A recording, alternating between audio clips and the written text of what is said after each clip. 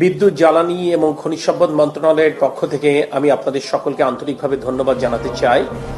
কারণ মধ্যপ্রাচ্যের এই সংকট শুরুর পর থেকে আমরা যে কাজগুলো করবার চেষ্টা করছি জনদুর্ভোগ কমানোর জন্য, আমাদের গণমাধ্যমের বন্ধুরা অত্যন্ত ইতিবাচকভাবে জনগণের কাছে সেটি পৌঁছে দেবার চেষ্টা করছেন। আমরা এটাকে সাধুবাদ জানাই। আমরা আপনাদের ভূমিকা কৃতজ্ঞ চিত্তে স্মরণ করছি।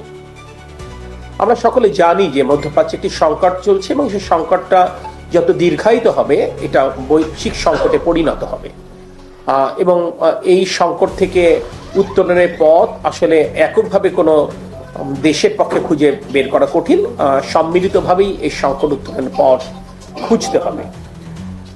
বর্তমান সরকার একটি নির্বাচিত সরকার, জনগণের প্রতি আমাদের দায়বদ্ধতা রয়েছে। এই দায়বদ্ধতার জায়গা থেকে আমরা দায়িত্ব গ্রহণের প্রথম দিন থেকে আমরা কাজ করবার চেষ্টা করছি যাতে করে জনদুর্ভোগ কমানো যায়, না হলে অন্তত সহনীয় মাত্রায় রাখা যায়।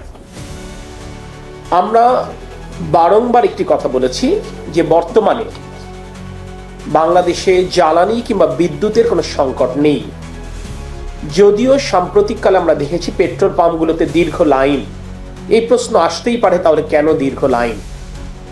এই গণমাধ্যমের বন্ধুরা অর্থাৎ আপনারাই কিন্তু এটি স্পষ্ট করেছেন। আমাদের স্বাভাবিক যে চাহিদা, সেই চাহিদার চাইতে গত সপ্তাহের 5 দিন কার্যত 2 থেকে 3 গুণ কিন্তু জ্বালানি সরবরাহ করেও কিন্তু আমরা মানুষের উদ্বেগ উৎকণ্ঠা অনেক ক্ষেত্রে কমাতে পারিনি কিংবা কমেনি।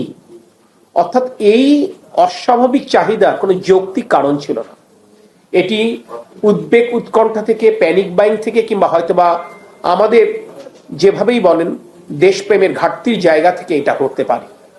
আমরা এটাকে অস্বাভাবিকভাবে দেখিনি, আমরা এটি স্বাভাবিকভাবে দেখেছি এবং স্বাভাবিক প্রক্রিয়া এটি সমাধান করবার চেষ্টা করেছি। এখানে আমরা স্বাভাবিক যে চাহিদা মানুষের, সেই চাহিদাটাকে বিবেচনায় নিই। কারণ আগের সপ্তাহে যখন 5 দিন 2 থেকে 3 গুণ জ্বালানি সরবরাহ করা হয়েছে, স্বাভাবিকভাবেই এই জ্বালানি কারো না কারোর কাছে রয়ে গেছে। সেটিকে বিবেচনায় নিয়ে গত বছরের এই সময়ে স্বাভাবিক যে চাহিদা ছিল তার থেকে আমরা কিছু রেশনিং করবার চেষ্টা করেছি।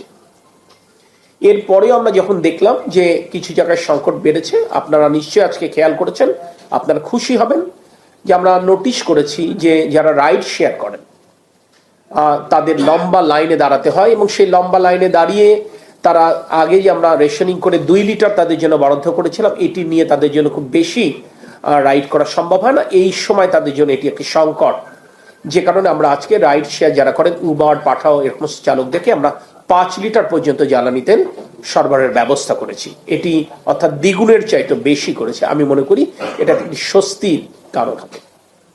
সবচাইতে বড় ব্যাপার দেখেন, পেট্রোল পাম্পের লাইনটা একটা হচ্ছে মোটরসাইকেলের লাইন দেখবেন, আরেকটি হচ্ছে প্রাইভেট ভেহিকেলের লাইন দেখবেন। এই সমস্ত ট্রান্সপোর্টের মূল চাহিদা কি? অকটেন এবং পেট্রোল। অকটেন এবং পেট্রোলে তো কার্যত কোনো সংকট নেই। আপনারা জানেন পেট্রোল কার্যত পুরোটাই আমরা বাংলাদেশেই আমরা নিজেরা উৎপাদন করি, আমরা পরিশোধন করি। অকটেনের সিংহভাগ আমরা কিন্তু আমাদের দেশ থেকেই কিন্তু আমরা এটি পরিশোধিত আকারে আমরা পাই। আমরা কিছু আমরা আমদানি করতে হয়। আমরা মূলত জ্বালানি আমদানি নির্ভর করি আমরা ডিজেলের জন্য, ফার্নেস অয়েলের জন্য। কিন্তু আপনি পেট্রোল পাম্পগুলোতে দেখবেন যে লম্বা লাইনটা মূলত মোটর বাইক এবং প্রাইভেট ভেহিকেলের। অর্থাৎ কোনো যৌক্তিক কারণ ছাড়াই উৎকণ্ঠা থেকে, উদ্বেগ থেকে তারা এই সংকটটা তৈরি হয়েছে। তা যখন আমি মনে করছি, আমরা মনে করছি উদ্বেগ এবং উৎকণ্ঠার জায়গাটা কি? জ্বালানি পাওয়া যাবে না। আরেকটা আশঙ্কা কি? জ্বালানির দাম বাড়তে পারে। কিন্তু যখন একটানা এতদিন পরেও কোনো পেট্রোল পাম্পে জ্বালানির সংকট হয়নি, হয়তো বা জ্বালানি পেতে আপনাকে একটু লম্বা সময় অপেক্ষা করতে হয়েছে, এবং এখনো পর্যন্ত যখন জ্বালানির দাম বৃদ্ধি পায়নি, তখন আমার ধারণা এই উদ্বেগ সময়ের সাথে সাথে স্বাভাবিক প্রক্রিয়ায় কমে যাবে। আপনারা জানেন গতকাল 2টি জাহাজ আসবার কথা ছিল গড়ে 30,000 মেট্রিক টনের জ্বালানি নিয়ে। একটি এসেছে, সে সংবাদটা আপনারা পেয়েছেন।